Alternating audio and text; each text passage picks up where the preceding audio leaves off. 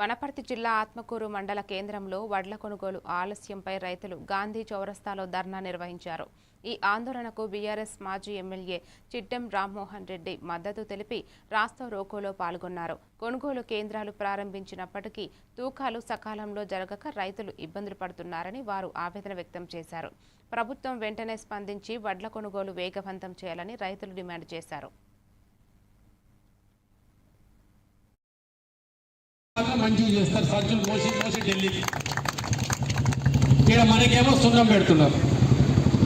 ఇట్లాంటి మనకు అవసరమా? సరే నువ్వు ఏమైందావు, నీ పార్టీ ఏమైందావు, ఎన్ని సంచులు మోస్తాయి. ఇక్కడ మన రైతుల నోరు కొడితే మటుకు నీ ఇంటి మీద వస్తాం, నీ ఇంటికి వస్తాం. అప్పుడు చూస్తాం మనని తడకాయలో నువ్వేదో మేమేమో చూపించుకుంటాం. అది మాత్రం ఖచ్చితంగా వస్తుంది. దగ్గర పడ్డ దూరం ఏం లేదు. అది ఈ 1000 రోజులు అన్నాడు కదా, 1000 రోజులు ఎప్పుడన్నా వస్తుంది. అది అప్పుడు ఎంతమంది పోలీసు పెట్టా, సిఆర్పీ పెడతా, మిలిటరీ పెట్టో ఎవ్వడానికి జరగాలి. అది మాత్రం ఖచ్చితంగా చెప్తా. రైతు జోలికి వస్తే చాలా సీరియస్గా ఉంటుంది. పెద్ద పెద్ద నరేంద్ర మోడీ అట్లాంటి క్షమాపణ చెప్పి రైతు జోలికి వచ్చి తప్పు పని చేసిన నువ్వెంతటోడు, దాంట్లో లింగ్ కూడా ఒకడు, అంతే కదా.